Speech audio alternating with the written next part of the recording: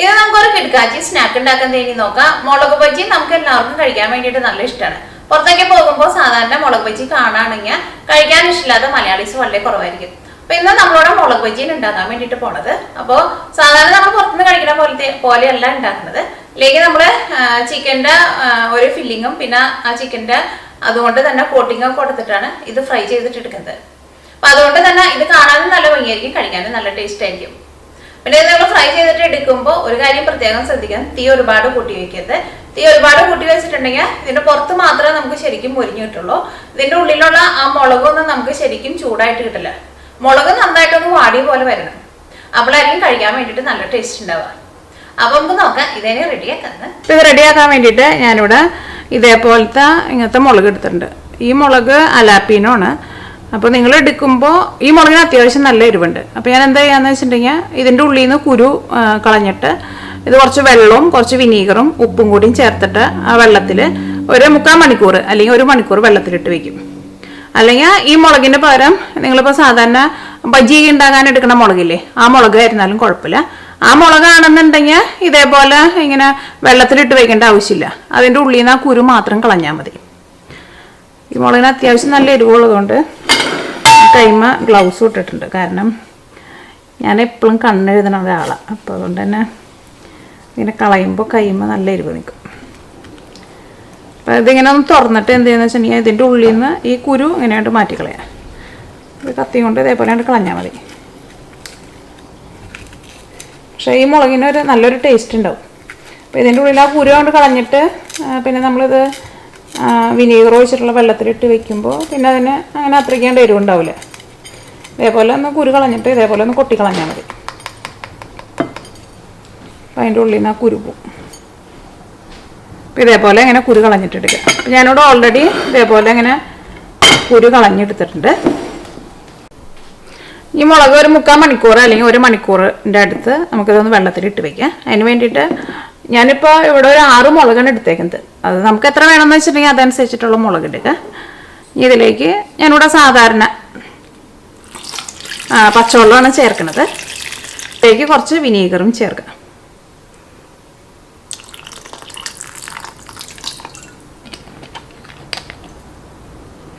ഇതിലേക്ക് ഞാനിപ്പോൾ ഏകദേശം ഒരു 2 ടേബിൾ സ്പൂണിൻ്റെ അടുത്ത് വിനീഗർ ചേർത്തിട്ടുണ്ട്. ഏകദേശം കണക്കിന് ചേർക്കുക. അതിപ്പോൾ കറക്റ്റായിട്ടൊരളവ് വേണമെന്നില്ല. ഇതിലേക്ക് ആവശ്യത്തിന് ഉപ്പും ചേർക്കുക.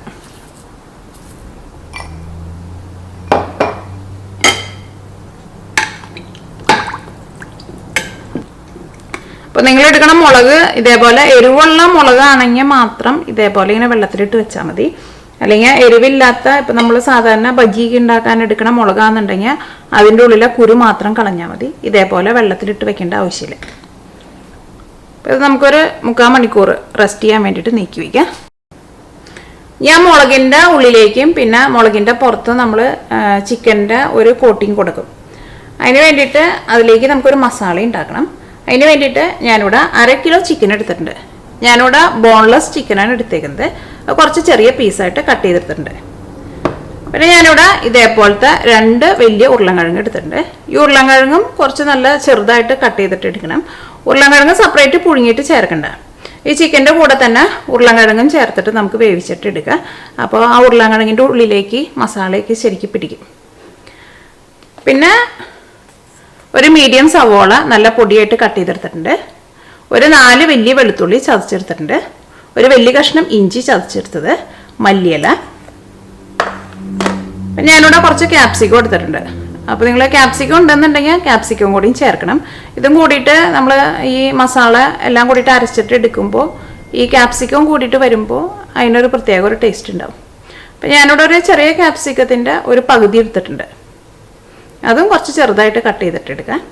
ഇനി ഇതിലേക്ക് മസാലപ്പൊടികളായിട്ട് മഞ്ഞൾപ്പൊടിയും വേണം, മല്ലിപ്പൊടിയും വേണം. ഇനി നിങ്ങൾക്ക് എരിവ് വേണമെന്നുണ്ടെങ്കിൽ നിങ്ങൾ അതനുസരിച്ചിട്ട് മുളകിൻ്റെ പൊടി ചേർത്ത് കൊടുക്കുക. ഞാനിവിടെ ചെറുതായിട്ട് ഒരു കളറിന് വേണ്ടിയിട്ട് ഒരു പൊടിക്ക് കുറച്ച് മുളകിൻ്റെ പൊടി മാത്രമേ ചേർക്കുള്ളൂ. കാരണം നമ്മൾ ഈ ഫില്ലിങ് വയ്ക്കുന്ന മുളകിന് അത്യാവശ്യം നല്ല എരിവുണ്ടാവുമല്ലോ. അപ്പോൾ ഒരുപാട് മുളകിൻ്റെ പൊടി ചേർക്കണ്ട. പിന്നെ ഇത് ഫ്രൈ ചെയ്തിട്ട് എടുക്കാൻ വേണ്ടിയിട്ട് ഞാനിവിടെ മുട്ട നന്നായിട്ട് ബീറ്റ് ചെയ്തെടുത്തിട്ടുണ്ട്. ഞാനിപ്പോൾ ഇവിടെ ഒരു 4 മുട്ടയാണ് എടുത്തേക്കുന്നത്. ഇത്രയ്ക്ക് മുട്ടയൊന്നും ആവശ്യമില്ല. അപ്പോൾ ബാക്കിയുള്ള മുട്ട ഇത് കഴിഞ്ഞ് കഴിയുമ്പോൾ ഞാൻ മുട്ട വെച്ചിട്ട് മുട്ട ഓംപ്ലേറ്റ് ഉണ്ടാക്കും. അപ്പോൾ ഇങ്ങനെ എടുക്കുമ്പോൾ ഗ്ലാസ്സിലാണെന്നുണ്ടെങ്കിൽ ആ മുളക് നമുക്ക് ഇതിൻ്റെ ഉള്ളിലേക്ക് ഇങ്ങനെ മുക്കാൻ വേണ്ടിയിട്ട് നല്ല എളുപ്പമായിരിക്കും. പിന്നെ ബ്രെഡ് ക്രംസും വേണം. ഇത് റെഡിയാക്കാൻ വേണ്ടിയിട്ട് ഒരു പാൻ വെച്ചിട്ട് ചൂടാക്കുക. ഇതിലേക്ക് ആവശ്യത്തിന് ഓയിൽ ഒഴിക്കുക. അത് നിങ്ങൾക്ക് ഇഷ്ടമുള്ള ടൈപ്പ് ഓയിൽ ഒഴിക്കുക. നമ്മൾ സാധാരണ കറി ഉണ്ടാക്കാൻ എന്ത് ടൈപ്പ് ഓയിൽ ചേർക്കാമെന്ന് വെച്ചിട്ടുണ്ടെങ്കിൽ അതെടുക്കുക. ഇത് നന്നായിട്ട് ചൂടായിട്ടുണ്ട്. ഇതിലേക്ക് സവോളയും വെളുത്തുള്ളിയും ഇഞ്ചിയും ചേർക്കുക.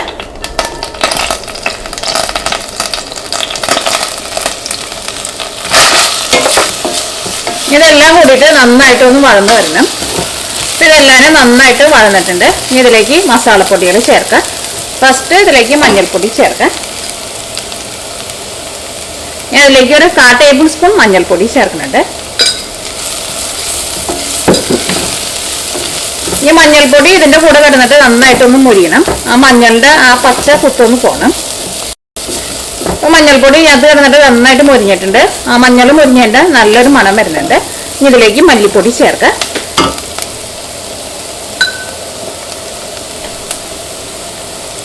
മല്ലിപ്പൊടി ഞാൻ ഇതിലേക്ക് 1/2 ടേബിൾ സ്പൂൺ ചേർക്കുന്നുണ്ട്. ഈ തീ നന്നായിട്ട് കുറച്ച് വയ്ക്കുക. ഈ മല്ലിപ്പൊടിയും ഇതിൻ്റെ കൂടെ കിടന്നിട്ട് നന്നായിട്ടൊന്ന് മുരിയണം. ഈ മസാലപ്പൊടികളൊന്നും കരിഞ്ഞു പോരുത്. അതിന് വേണ്ടിയിട്ടാണ് നമ്മളിപ്പോൾ തീ കുറച്ച് വെക്കുന്നത്. ഈ മല്ലിയൊക്കെ നമ്മൾ വീട്ടിൽ ഫ്രഷ് ആയിട്ട് മുഴുവനായിട്ടുള്ള മല്ലി വാങ്ങിച്ചിട്ട് പൊടിച്ചിട്ട് കറിയിലേക്ക് ചേർക്കാം. അപ്പോൾ ആ മല്ലിയുടെ നല്ലൊരു സ്മെല്ലുണ്ടാവും കറിക്ക്. ഞാനിവിടെ സാധാരണ മല്ലി കടയിൽ നിന്ന് ഇതേപോലെ മുഴുവനായിട്ടുള്ള മല്ലി വാങ്ങിച്ചിട്ട് പൊടിച്ചിട്ടാണ് എടുക്കാറ്. മല്ലി സാധാരണ ഞാൻ മിക്സിയിലിട്ടിട്ട് പൊടിച്ചിട്ട് എടുക്കുമ്പോൾ അങ്ങനെ നേരത്തെ കൂട്ടിയിട്ടാണ് ചൂടാക്കില്ല. ചൂടാക്കിയിട്ടുണ്ടെങ്കിൽ ആ മല്ലിയുടെ ആ സ്മെല്ല് അങ്ങോട്ട് പോകും. അപ്പോൾ നിങ്ങൾ നല്ല വെയിലുള്ള സ്ഥലത്തേക്കാണെന്നുണ്ടെങ്കിൽ ഒന്ന് കഴുകി വാരി വെയിലത്തിട്ടിട്ട് നന്നായിട്ടൊന്ന് ഉണക്കിയിട്ട് പിന്നെ മിക്സിയിലിട്ടിട്ട് പൊടിച്ചിട്ട് എടുത്ത് വെച്ചാൽ മതി. അപ്പോൾ കുറേ നാൾ വരെ കേടാവാണ്ടിരിക്കുകയും ചെയ്യും. ഇപ്പോൾ മല്ലിപ്പൊടിയും ഞാൻ കിടന്നിട്ട് നന്നായിട്ട് മുരിഞ്ഞിട്ടുണ്ട്. ഇതിലേക്ക് മുളകിൻ്റെ പൊടി ചേർക്കാം. മുളകിൻ്റെ പൊടി ഞാൻ ഇതിലേക്ക് വളരെ കുറച്ച് മാത്രമേ ചേർക്കണുള്ളൂ. അപ്പോൾ ഞാനിതിലേക്ക് ഒരു 1/4 ടീസ്പൂൺ മുളകിൻ്റെ പൊടിയാണ് ചേർക്കുന്നത്. ഞാനിവിടെ ടേബിൾ സ്പൂണിലല്ല ചേർക്കുന്നത്. അല്ലെങ്കിൽ മുളകിൻ്റെ പൊടിക്ക് നിങ്ങളുടെ എരിവിനനുസരിച്ചിട്ട് ചേർക്കാം. പക്ഷേ മുളകിൻ്റെ പൊടി നമുക്ക് ഒരുപാട് ചേർക്കാണ്ടിരിക്കുന്നതാണ് നല്ലത്. അപ്പോൾ മുളകിൻ്റെ പൊടിയും അത് കിടന്നിട്ട് നന്നായിട്ട് മുരിഞ്ഞിട്ടുണ്ട്. ഇനി ഇതിലേക്ക് ചിക്കൻ ചേർക്കാം.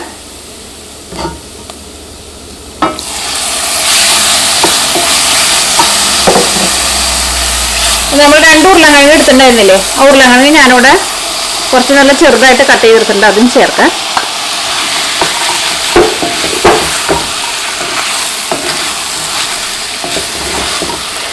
തീ പതുക്കെ ഒന്ന് കൂട്ടി വയ്ക്കാം. ഇതിലേക്ക് ഗരം മസാല ചേർക്കാം. ഗരം മസാല ഞാൻ ഇതിലേക്ക് കുറച്ച് കൂടുതൽ ചേർക്കുന്നുണ്ട്. കാരണം നമ്മളിതിലേക്ക് മുളകിൻ്റെ പൊടി അത്രയ്ക്കാണ്ട് ചേർക്കണില്ലല്ലോ. അപ്പോൾ ഞാനിവിടെ 1 ടീസ്പൂണിൽ ഇതേപോലെ ഇങ്ങനെ നിറച്ചും ചേർക്കുന്നുണ്ട് ഗരം മസാല. ഇതിലേക്ക് ആവശ്യത്തിന് ഉപ്പ് ചേർക്കാം.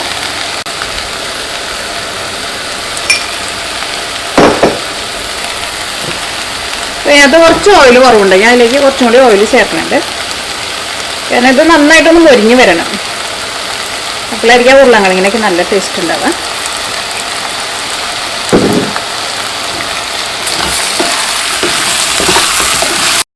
തീ കുറച്ചിട്ട് മൂടി വയ്ക്കുക. അതിലേക്ക് നിങ്ങൾ സെപ്പറേറ്റ് വെള്ളമൊന്നും ചേർക്കണ്ട. ഈ ചിക്കൻ ഒന്ന് ചൂടായി കഴിഞ്ഞ് കഴിയുമ്പോൾ ഈ ചിക്കൻ്റെ ഉള്ളിൽ നിന്നും ചെറുതായിട്ടൊന്ന് വെള്ളം വരും.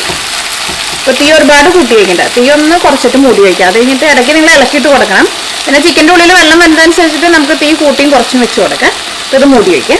ക്യാപ്സിക്കം നമുക്കിപ്പോൾ ചേർക്കണ്ട. ഉരുളക്കിഴങ്ങും ചിക്കനും നന്നായിട്ട് വെന്തിട്ടുണ്ട്. ഞാനിവിടെ ഏകദേശം ഒരു 15 മിനിറ്റിൻ്റെ അടുത്ത് ഞാനിവിടെ തീ കുറച്ചിട്ട് മൂടി വെച്ചിട്ടുണ്ടായിരുന്നു. ഇടയ്ക്ക് ഞാൻ ഇളക്കി കൊടുത്തിട്ടുണ്ടായിരുന്നു. നിങ്ങൾ സെപ്പറേറ്റ് വെള്ളമൊന്നും ചേർക്കേണ്ട ആവശ്യമില്ല. ഈ ഉരുളക്കിഴങ്ങും ചിക്കനും നന്നായിട്ട് വെന്തിട്ടുണ്ട്. ഈ ഉരുളക്കിഴങ്ങ് എന്നാലും നല്ല സോഫ്റ്റായിട്ട് വന്നിട്ടുണ്ട്. ഇതിലേക്ക് ക്യാപ്സിക്കം ചേർക്കാം. കാരണം ക്യാപ്സിക്കം നമുക്ക് ഏറ്റവും ലാസ്റ്റ് ചേർത്താൽ മതി. ക്യാപ്സിക്കം നന്നായിട്ട് അങ്ങോട്ട് വേവേണ്ട ആവശ്യമില്ല. ക്യാപ്സിക്കം നന്നായിട്ടൊന്ന് ചൂടായാൽ മതി. കാരണം ക്യാപ്സിക്കം അങ്ങോട്ട് വെന്തോണ്ട് ഉടഞ്ഞു പോയിട്ടുണ്ടെന്നുണ്ടെങ്കിൽ ആ ക്യാപ്സിക്കത്തിന് അത്രയ്ക്കാണ്ട് നല്ലൊരു ടേസ്റ്റ് കിട്ടില്ല. ഇതിലേക്ക് മല്ലിയില ചേർക്കാം. ഈ തീ കുറച്ചിട്ട് ഒരു 2 മിനിറ്റ് ഒന്ന് മൂടി വയ്ക്കാം.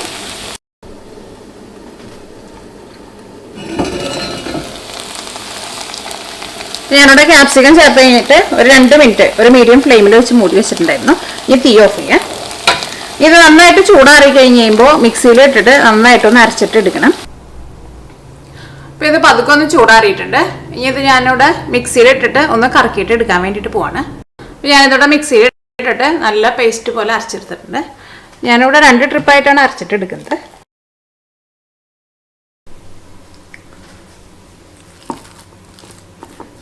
അപ്പോൾ ചിക്കൻ്റെ മിക്സിങ് റെഡി ആയിട്ടുണ്ട്. അപ്പോൾ ഇത് കുറച്ച് ലൂസായിട്ടാണ് ഇരിക്കുന്നത്. അപ്പോൾ നമ്മൾ സാധാരണ കട്ട്ലേറ്റൊക്കെ ഉണ്ടാക്കുന്ന സമയത്ത് ഇതേപോലെ നമ്മൾ ചിക്കനൊക്കെ അരച്ചെടുത്ത് കഴിഞ്ഞ് കഴിയുമ്പോൾ കുറച്ച് ലൂസായിട്ട് തോന്നണുണ്ടെന്നുണ്ടെങ്കിൽ നിങ്ങൾ എന്ത് ചെയ്യണമെന്ന് വെച്ചിട്ടുണ്ടെങ്കിൽ ഇതിലേക്ക് കുറച്ച് ബ്രെഡ് ക്രംസും കൂടിയും ചേർത്തിട്ട് നന്നായിട്ടൊന്ന് മിക്സ് ചെയ്യുക. അപ്പോൾ അതൊന്ന് ഡ്രൈ ആയിട്ട് കിട്ടും. അപ്പോൾ അതങ്ങനെ വരുന്നുണ്ടെങ്കിൽ മാത്രം അങ്ങനെ ചെയ്താൽ മതി, ബ്രെഡ് ക്രംസ് ചേർത്താൽ മതി. അപ്പോൾ ഞാനിതിലേക്ക് കുറച്ച് ബ്രെഡ് ക്രംസ് ചേർക്കാൻ വേണ്ടിയിട്ട് പോവാണ്. അത് പ്രത്യേകിച്ച് നമ്മൾ വെജിറ്റബിൾ കട്ട്ലേറ്റൊക്കെ ഉണ്ടാക്കുമ്പോൾ ഇതേപോലെ ഇങ്ങനെ വരുന്നുണ്ടെന്നുണ്ടെങ്കിൽ അതിലേക്ക് കുറച്ച് ബ്രെഡ് ക്രംസ് ഒന്ന് ചേർത്ത് കൊടുത്താൽ മതി. അതിലേക്ക് 2 ടേബിൾ സ്പൂൺ ബ്രെഡ് ക്രംസാണ് ചേർത്തത്. ഇപ്പോൾ അത്യാവശ്യം നല്ല ടൈറ്റായിട്ട് വന്നിട്ടുണ്ട്. ഇനി നമ്മൾ മുളക് അവിടെ വെള്ളത്തിൽ സോക്ക് ചെയ്യാൻ വേണ്ടിയിട്ട് വെച്ചിട്ടുണ്ടല്ലോ, അതിനകത്ത് വെള്ളമൊക്കെ മാറ്റി കളഞ്ഞിട്ട് മുളക് മാത്രമായിട്ട് എടുക്കുക. അപ്പോൾ മുളകിൻ്റെ ഉള്ളിൽ നിന്ന് വെള്ളമൊക്കെ കളഞ്ഞിട്ട് മുളകുമ്പോൾ വെള്ളമൊക്കെ ഞാനൊന്ന് തുടച്ച് കളഞ്ഞെടുത്തിട്ടുണ്ട്. ഇനി എന്താണെന്ന് വെച്ചിട്ടുണ്ടെങ്കിൽ ഇതിനകത്ത് ഓരോ മുളകായിട്ട് എടുക്കുക. അപ്പോൾ ഇതിൻ്റെ ഉള്ളിലൊന്നും ഒട്ടും വെള്ളം പാടില്ല. വെള്ളമൊക്കെ ഉണ്ടെന്നുണ്ടെങ്കിൽ നന്നായിട്ടൊന്ന് കുടഞ്ഞ് കളഞ്ഞിട്ട് വെള്ളമൊക്കെ ഒന്ന് തുടച്ച് കളഞ്ഞിട്ട് ഇടുക. ഇതിൻ്റെ ഉള്ളിലേക്ക് നമുക്ക് ചിക്കൻ്റെ ഫില്ലിങ് വെക്കണം. ഇതിന് വേണ്ടിയിട്ട് ഞാനിവിടെ ഇതേപോലെ ഇങ്ങനെ ഒരു ഫോർക്ക് എടുത്തിട്ടുണ്ട്. അല്ലെങ്കിൽ കൈ കൊണ്ട് എങ്ങനെ നിങ്ങൾക്ക് വെക്കാൻ എളുപ്പമെന്ന് വെച്ചിട്ടുണ്ടെങ്കിൽ അതേപോലെ വെക്കാം. ഇതിങ്ങനെ പതുക്കെ ഒന്ന് തുറക്കാം.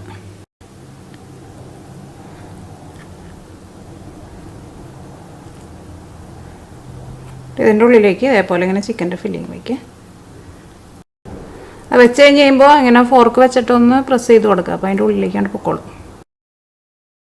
ഇതിൻ്റെ ഉള്ളിൽ കുരുവൊക്കെ മാറ്റി കളഞ്ഞിട്ടുണ്ടെങ്കിൽ അത്യാവശ്യം നന്നായിട്ട് ഫില്ലിങ് ഇതിൻ്റെ ഉള്ളിൽ ഫിറ്റാവും. അപ്പോൾ ഇതിൻ്റെ ഉള്ളിൽ ഇതേപോലെ ഇങ്ങനെ അറച്ചും ഫില്ലിങ് വെച്ചിട്ടുണ്ട്. ഞാൻ ഇതിൻ്റെ പുറത്തും ഈ ചിക്കൻ്റെ ഒരു കോട്ടിങ് കൊടുക്കുന്നുണ്ട്. അപ്പോൾ ഈ മുളകിൻ്റെ ഈ ഞെട്ടുണ്ടല്ലോ അത് മാറ്റി കളയണ്ട, അത് അവിടെ ഇരുന്നോട്ടെ.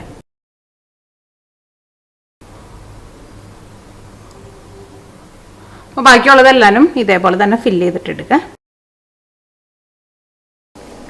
അപ്പോൾ ഞാനിവിടെ ഇതേപോലത്തെ 6 ഉണ്ടാക്കി എടുത്തേക്കുന്നത്. പിന്നെ ബാക്കി ഇത്രയും കൂടി മസാല ബാക്കി ഉണ്ടായിരുന്നു. അപ്പോൾ ഇതേപോലത്തെ ഒരു 7 ഉണ്ടാക്കാനുള്ള മസാല ഉണ്ടാവും.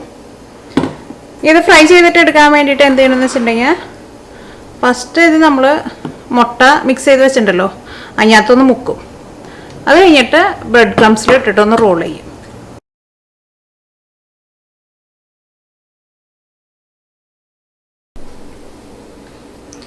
ഞാനിവിടെ എല്ലാവരും ഇതേപോലെ ഇങ്ങനെ ബ്രെഡ് ക്രംസിൽ ഇതേപോലെ ഇങ്ങനെ റെഡിയാക്കിയിട്ട് എടുത്തിട്ടുണ്ട്. അപ്പോൾ ഇത് കാണുമ്പോൾ നമ്മുടെ നാട്ടിലുള്ള ഒരു ഫ്രൂട്ടിൻ്റെ ഒരു നല്ലൊരു ഷേപ്പ് വരുന്നുണ്ട്.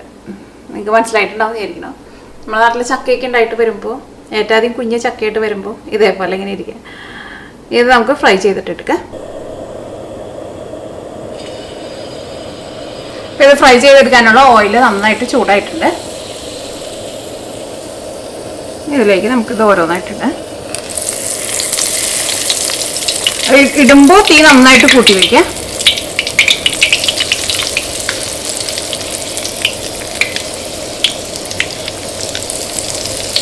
ഇതിൻ്റെ മുകളിലേക്കും കുറച്ച് ഓയിൽ ഇതേപോലെ ഒന്ന് തട്ടി കൊടുക്കാം.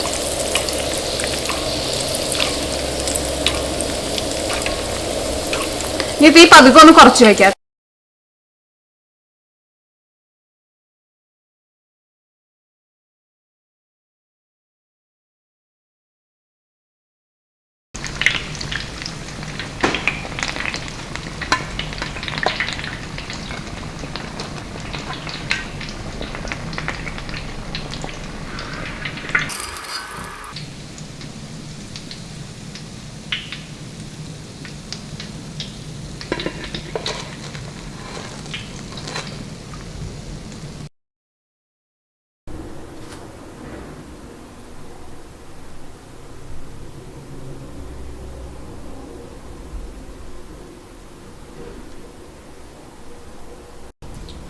ഇതെല്ലാവരും നമ്മൾ ഫ്രൈ ചെയ്തെടുത്തിട്ടുണ്ട്. അപ്പോൾ നിങ്ങളെല്ലാവരും ട്രൈ ചെയ്ത് നോക്കാം, നിങ്ങൾക്ക് എല്ലാവർക്കും നല്ല ഇഷ്ടമാവും.